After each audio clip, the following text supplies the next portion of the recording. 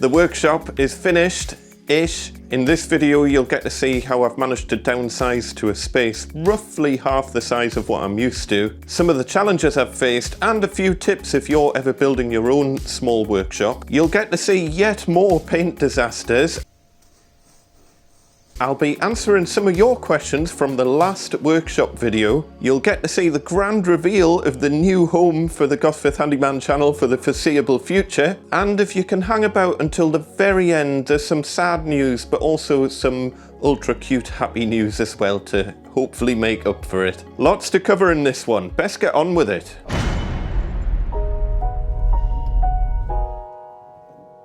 So folks, last time we made a start on the new workshop, and the exciting news is that workshop version 4 is pretty much finished, and I'll show you the grand reveal later on. Anyway, once the twin slot shelving was in, the next job was to paint the floor, and once again I was scuppered by substandard products. I picked up this Ronseal Diamond Hard garage floor paint from Wix, mainly since it's all they had in stock. I didn't realise this was water based until I tried to clean the brushes in white spirits when I was finished and the paint didn't come off. It certainly isn't mentioned anywhere obvious on the tin, but in future I'll use the low VOC as a warning sign. This isn't my first rodeo. I've painted a lot of garage floors over the years, and this is by far the worst paint I've ever used. I followed the instructions to the letter and waited until the next day to inspect my beautiful new garage floor, and imagine my joy when I brushed my finger over the floor only to find the paint came off like dust. I raised a support call with Ronseal. They said, we usually see this chalking when the paint has been applied at the wrong temperature of the floor,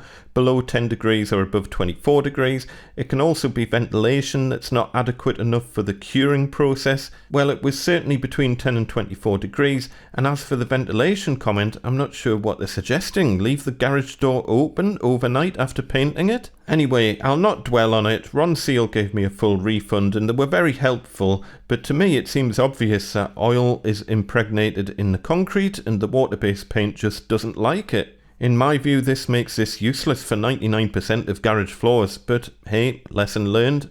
Anyway, I made a start on clearing out the old workshop. We finally got our first bench in along with the bandsaw, and that really helped us envisage how the space could work.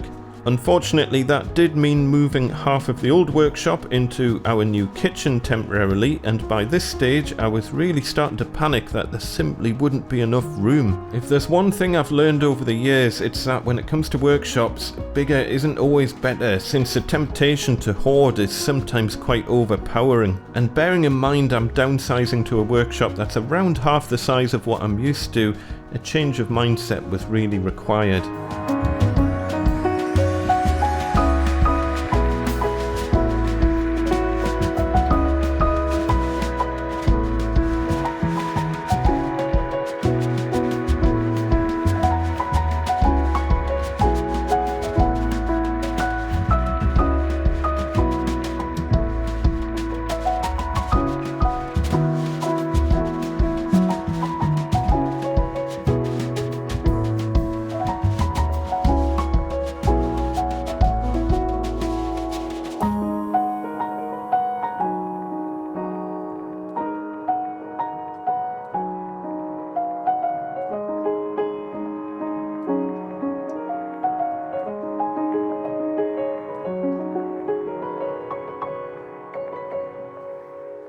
So here's a perfect example of how I'm having to kind of rethink things from what I'm used to doing in the past just to fit everything in. So I'm in the middle of doing the sockets. I've literally just taken them off the old workshop wall in one big snake of sockets, going all the way down the room, saves unwiring them and wiring them again. And normally I would say put your sockets at a comfortable height, which if I'm walking over here and want to plug something in, it would be kind of around that height there. But that creates a bit of a problem because it really limits the height of things that you can hang on the wall, because everything will end up dangling in front of the sockets. So then the next best option is to have your sockets really high up and have them, you know, all the way up here under the shelf. But then whenever you plug anything in, the cable's going to be dangling in front of the things that you've got hanging on the wall, and I guarantee that'll become annoying over time. So I've come to the conclusion, I've never tried this before, so we'll see how well it'll work, that it's going to be best having the sockets as close to the bench as possible, obviously allowing enough room that the flex can easily get out the bottom of the plug. But I think if the sockets are all the way down, that'll then leave a much bigger area above for hanging things on the wall. Most stuff that is plugged in, for example the sanding station, chargers, the chop saw, my bench grinder at the end, most of that sort of stuff is just going to stay plugged in. I'm never going to be touching the sockets once everything's in its right place.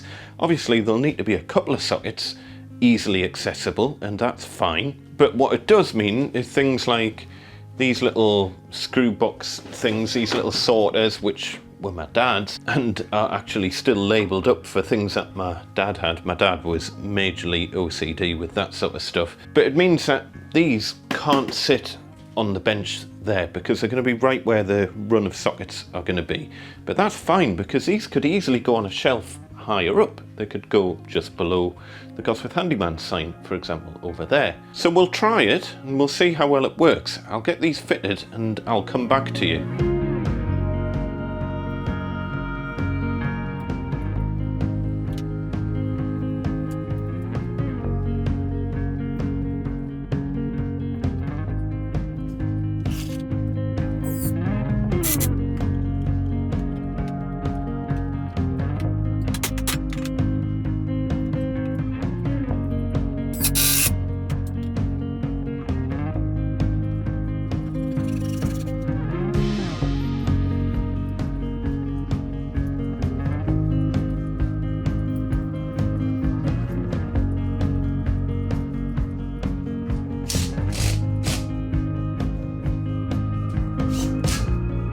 Right, another job off the list. We have sockets. It's just a 20 amp radial circuit that we've got in the workshop. So coming down there, along there, all the way around. This one's a bit higher up just because we've got the sanding station in front of it.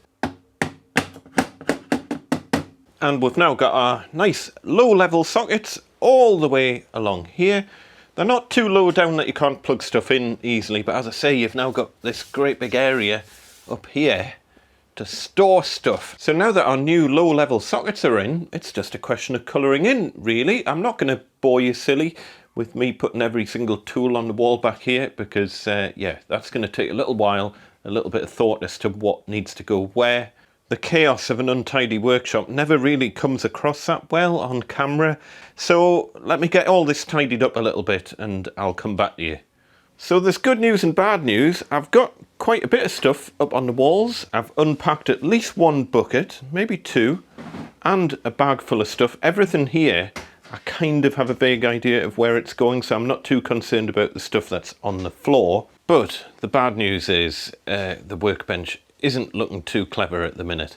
We're trying to employ the rule of once you've picked it up and once you've tried it on a space on the wall, that's where it goes. Doesn't always work like that, but sometimes you can get bogged down in this and it'll take forever. Also, I promised myself I would never do this, but I have actually started drawing around tools because there are so many tools to go on the wall. If I don't do that, I will forget what was in that gap. Oh, and I'm trying to leave a set of safety glasses next to every piece of equipment. So for example, we've got bench grinder down here.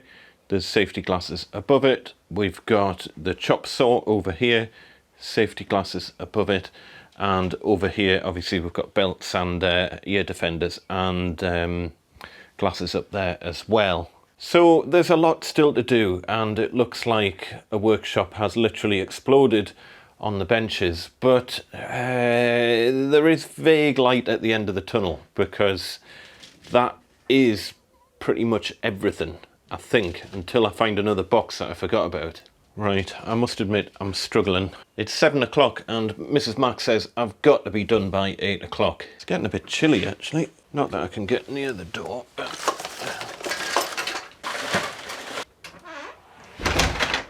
Looks uncannily like my parents' house when I was little. Unfortunately, all the stuff that was on that shelf I now need to find a home for. One thing that's already starting to annoy us is that whenever I want anything out of these little sorter boxes over here, I have to move everything to get to them.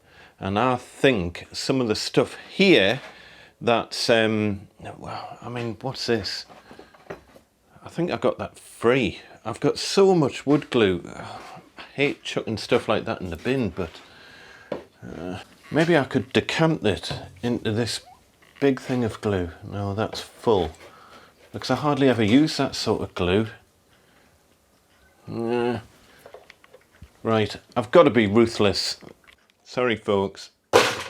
Tapes. Tapes don't belong there. Anything to do with tape lives up here. Doesn't fit.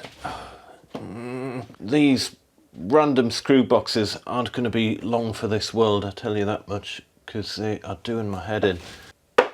Keith, your wax can stay there. It looks cool if nothing else. More tape. Shellac, because I use shellac all the time. Don't even know what that is. Car touch-up paint for a car that we don't own. I hate hiding stuff away like this because invariably when you hide it away like that, it'll be there forever. I'll end up buying new hammer paint thinners before I find that. Right, it's got to be done. I've got to make some progress here.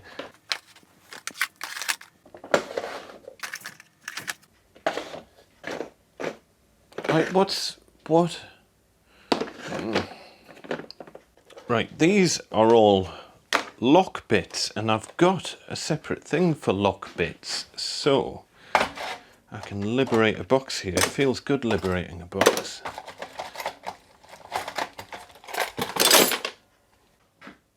We're nominally further forward. I'm not feeling it for these things here, chisels and spanners, because they are both things that I use quite often. Chainsaw sharpener. Let's get these up. I need one more little useful box. I know it doesn't look that different, but I promise I have made progress. We're just up to the last kind of bits. Insane quantity of tape, all the little sorter boxes and things, but yeah, these all need sorted out. As I say, you see, what's this? More wall bolts, so they shouldn't really be there. My poor planer thicknesser has once again turned into a table, but I have sorted out a lot of the things like locks, handles, hinges, and would nearly see the floor. Nearly. Still a lot to do. So folks, this was a real challenge, but we got there in the end. Welcome to Gosforth Handyman Workshop version 4.0.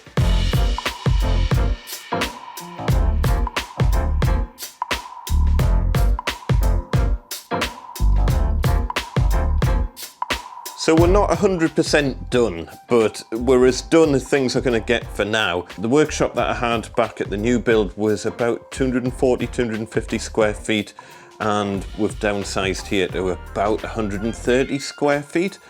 But the big advantage that we've got here that we didn't have before is height, and we've got almost, I think it's about 2.8 meter ceilings here, and it's all worked out okay. The only thing that I've really struggled with is finding a home for sheet materials. There is absolutely nowhere to put sheet materials in here, but because it's quite a long space, it's quite a long narrow space, the space is over 6 meters long, so it means that I've got enough room for 2 racks of shelving that can both take up to 3 meter long pieces of wood. So this is actually working out pretty well. I've got most of the really long stuff up here, and then slightly shorter stuff I've got over this side at the minute. We've then got shorter stuff again up there, and then for the moment all the really short stuff like offcuts of cedar and things that I'm too much of a hoarder to throw in the bin, all of that I'm just kind of keeping underneath the workbenches. Again, this sort of thing will evolve over time because there's loads of little nooks and crannies that are a little bit of a waste of space. But for now, the main priority was just to get up and running and actually have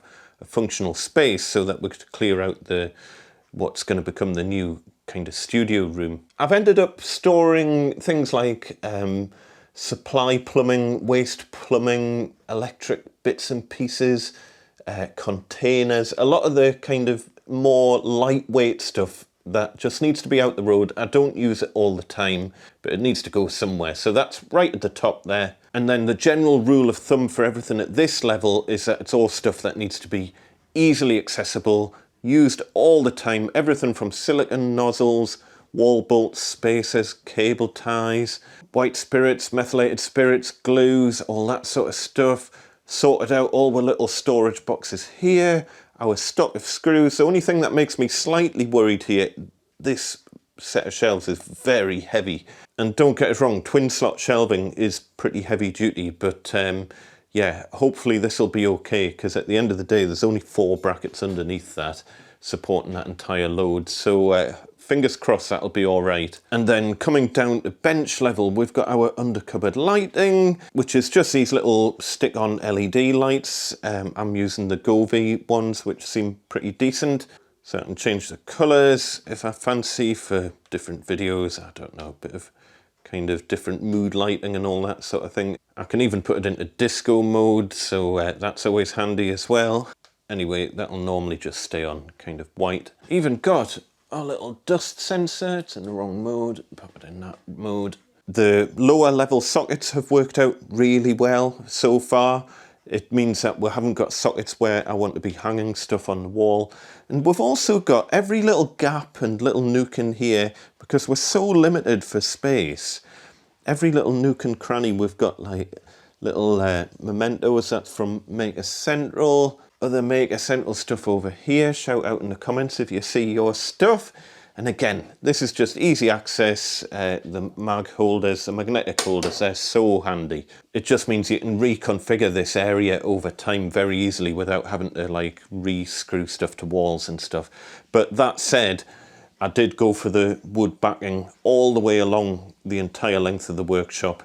I had some leftover ply anyway, so it just made sense. I haven't worked out a proper home for charging yet, and as you can see, there's still quite a lot of clutter on the benches that I want to get cleared away, because this is all stuff that needs to be sorted out, really. This is kind of a spare tool stock over here, stuff that I've got duplicates of, which I'll probably end up setting aside some of those for the kids when they get older, and that way they've got a bit of a ready-built tool collection. There is still all this stuff to sort out as well. Compressor is going in the corner up there, but I need to sort that out, because at the moment the air filter needs to be attached to the ceiling, and that's sitting down in that bottom corner taking up the space where the compressor needs to go, and I just haven't had a chance to sort that out yet. Obviously we've got the chop saw in the middle of the bench, probably the most used tool in the workshop for me. My patent mitre station over here as well. Still going strong, plans in the description. The key thing with the positioning of the chop saw is to make sure that you've got 2.4 meters on either side of it, and obviously the advantage that we've got here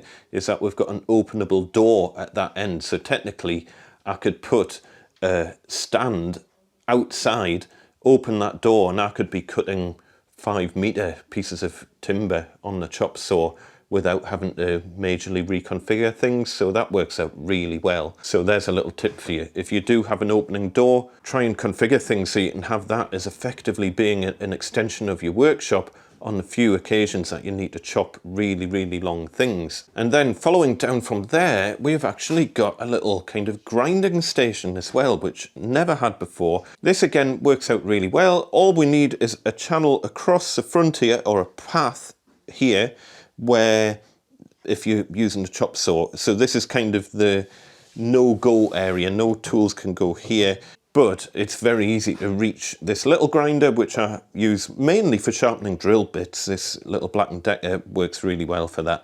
And then I've got the bigger grinder as well, which I've done a video ages ago, and this is really the first time it's ever been properly set up and usable, because we moved house shortly after buying it. But this is mainly for sharpening. I've got the CBN wheel on it, and I've got a wire brush wheel on it as well.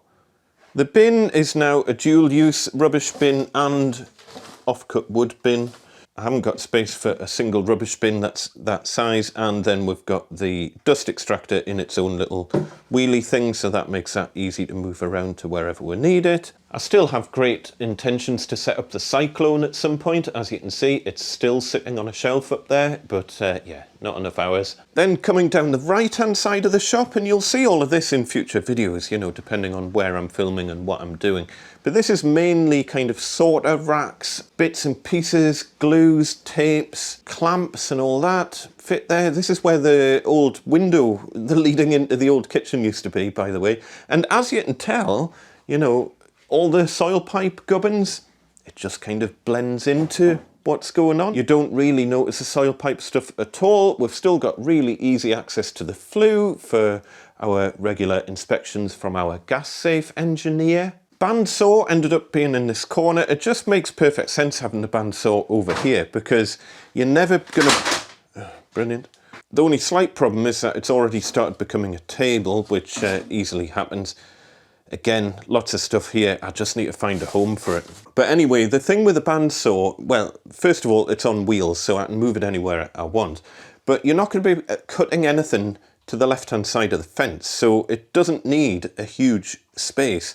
And it's pretty rare that I'm going to be cutting really long stuff on the bandsaw as well. So for most day-to-day use, it's sitting here is fine. It's not too much of a problem. But as I say, it's on wheels, so it's easily movable. And then we'll come to the table saw. A table saw does fit in here and it works. Keep it folded up most of the time because when it is set up, you can't really get moved. But when I am using the table saw, I just set it up kind of here in front of the chop saw. I can wheel out the dust extractor and it does work. It's tight, but it works. Obviously, you're not going to be cutting 8x4 sheets on it. And then I've still got room for the planer thicknesser, which I'm really pleased about because I thought that might end up having to go a journey. But there is actually enough space for it to live over there next to the table saw, out the road. When I use it, again, it's on wheels, can drag it out into the middle of the room and happily use it. Not really a massive problem. As you've probably seen, our sticker door is back, and then in here we've just got like corks and spare building materials and light bulbs, decorating stuff. But if you remember what this cupboard was like when we first bought the property, it's quite a usable understairs cupboard now. Again, twin slot shelving at the back there, so they're easily configurable. So on the whole, things have worked out all right. Obviously a much smaller space to what we used to, but we've really tried to maintain the corridor access going through so that we've got easy front to back access in the house, while maintaining usable spaces as well. The sockets down at bench level seem to work really well, but we'll report back on that over time. It's easily changed if we need to, but I think that's going to be a pretty good long-term solution. I still need to sort the ceiling lights out, by the way. The light panels, I've tripped over them several times while making this video. One of many things I just haven't had time to do yet, so the lighting will get better in here over time, fingers crossed. Maybe if I stand over here, lighting a little bit better. Yeah, lighting's a bit better here. Anyway, I must apologise. You will notice that I just haven't had time to reply to comments on the last few videos. Things have been so busy with getting things like the kitchen finished, the bedroom finished, the workshop done, and the studio room ceilings all well underway at the moment as well to get that project finally finished. So we're juggling a lot of things at the moment. Oh, and the 2 garden videos that I did recently, oh man, that was a monster edit. There was well over 130 gig of video footage. Basically 7 hours of footage had to be edited down to around 15 minutes, and it's the longest edit I've ever worked on. It must have taken about 2 weeks of solid work to edit those 2 videos. And sometimes you end up in a little bit of a YouTube backlog where one video is holding everything else up. In this case, now this video is holding everything else up. And meanwhile, YouTube's constantly pressuring me to make shorts, which I hate shorts. Anyone who's been following this channel for a long time will know that this is a long form content channel. I'm really not good at short videos. Dread to think how long this one is. Which neatly brings me on to quite a serious subject, and a lot of quite big YouTube channels are getting hacked at the moment. It happens from time to time. It's very frustrating, even with things like 2-factor authentication. There's all sorts of kind of nasties going around at the moment where channels are being hacked. And the problem is, if your channel gets hacked, you probably don't know it's even my channel that's been hacked, because what happens is The channel ends up getting renamed. It has a new avatar, it has new channel art. They delete all the old videos on the channel and they replace it with some sort of scammy crypto thing. So you would never even know whose channel it was. And at that point, the natural thing that you end up doing is unsubscribing from a dodgy looking channel. And that's why I've got a mailing list, because if anything goes wrong, at least via the mailing list I can get in touch with you guys. There's a link in the description down below.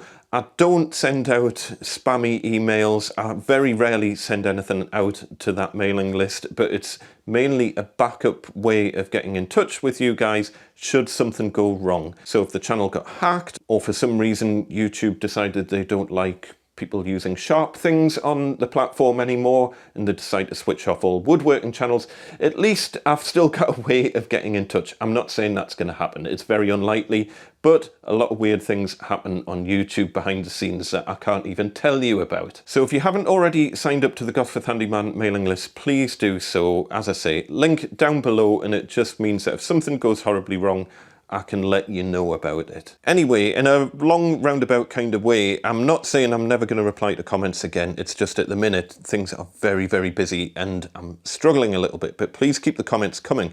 But what I thought I would do is reply to some of your comments, and I'm so lazy, I'm literally just going to hold them up rather than like do some sort of fancy graphics.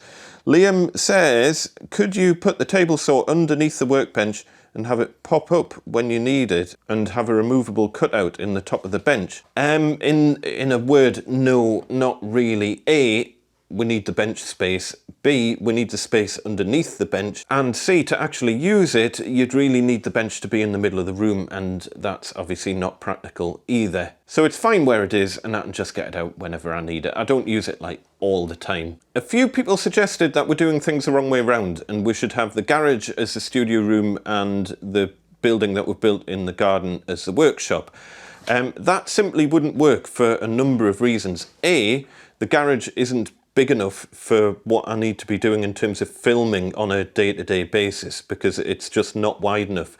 I need to be able to have a camera and lighting and everything permanently set up, and plus because as part of other channels that I've got, I record the drums on a regular basis, then I need enough space for having the drum kit set up and to record all that as well. There just isn't enough space in here to do that, not to mention the problems of noise. The whole point of having the soundproof room in the garden is so that I can just go in there and hit record at any time without having to constantly tell the family to be quiet or for them to be treading on eggshells while I'm recording. It's not really fair on them. They've put up with it a lot over the years, and having a dedicated space where I can record stuff will make a huge difference, and that wouldn't be practical having it in here. As I briefly explained last time, the workshop doesn't really make any money. It's a nice to have and it's very useful for a lot of the projects and stuff like that, but I also have to think about paying the bills, and that's what the studio room is needed for. The Random Brandon says, what happened to the corded SDS?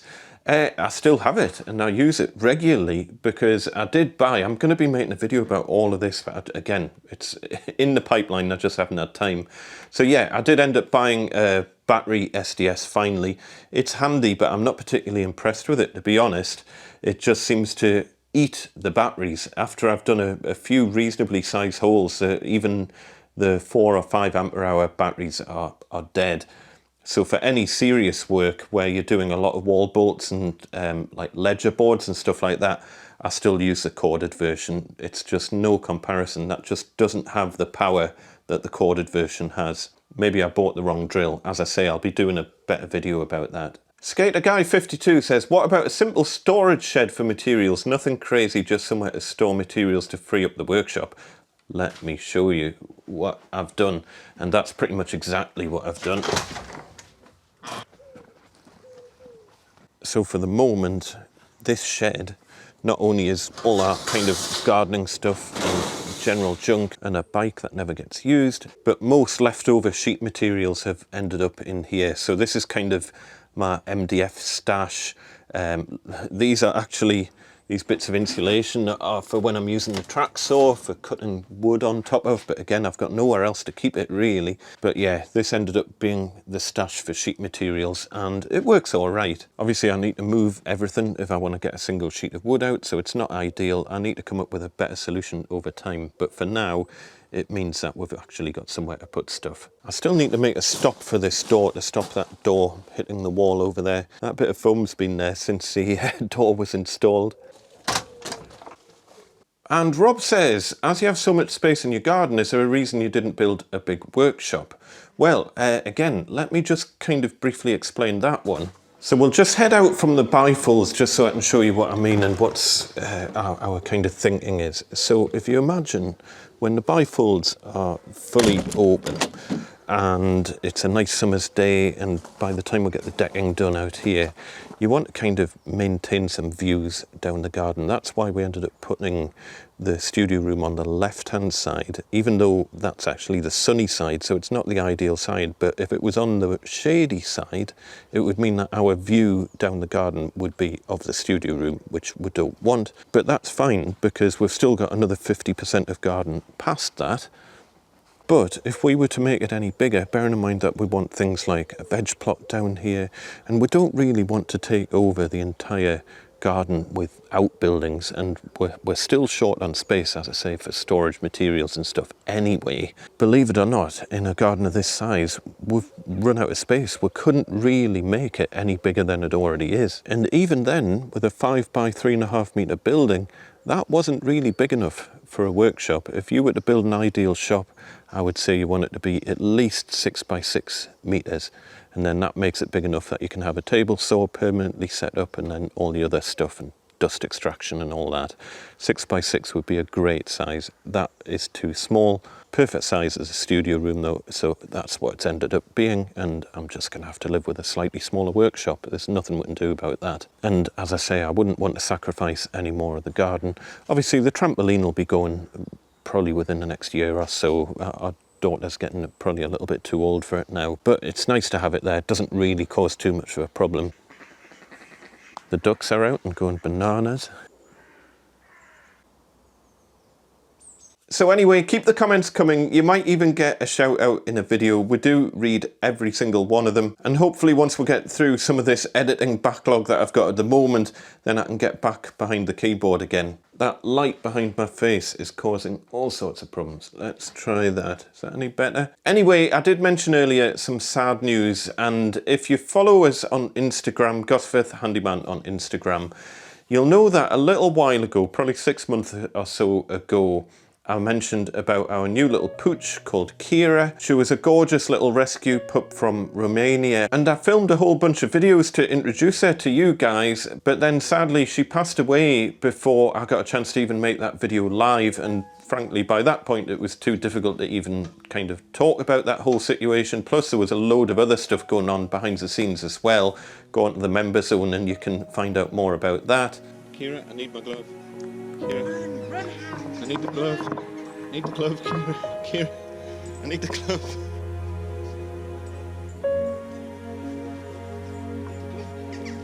Kira. Sit. Good girl. Good girl. Anyway, we only had her for a month, and she was absolutely fine 1 minute, and the next minute she seemed to kind of totally lose her sense of balance. We took her to the vets, and it turned out that she had ataxia, and she passed away that night. It was so sudden, and obviously the whole family were heartbroken about it, so we didn't really know what to say about it. Given the fact that we hadn't even introduced her on YouTube, we thought, well, you know, we'll cover that one off maybe a little bit later down the line. So I hope that explains stuff, because I know a few people on Instagram had seen the pictures of Kira and then were wondering what happened to her. Well, yeah, she's gone to doggy heaven, sadly.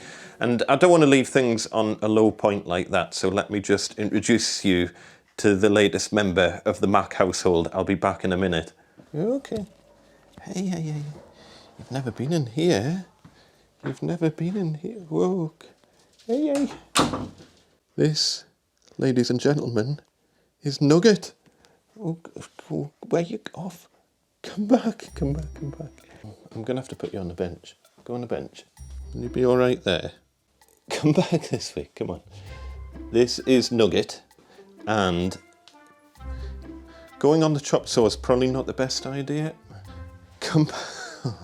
Never work with children or animals. He's tired, so he probably doesn't want to be filmed at the minute. He's had his mad half hour, and he's just had his dinner. and now he just wants to chill out a bit. Or climb inside the chop saw. Whichever, you just pick. Please don't jump down from there. Anyway, doubtless you'll see Nugget on future videos. You've seen him now. I'm gonna have to rescue him from here before he goes somewhere I can't get him back from. Nugget, come here. Come on. Ah, good boy. I'll pop you down here. There you go. Nugget, you can't come in the workshop. I think he wants to come back. Hello? Are you there? Nugget? Where are you? What are you doing?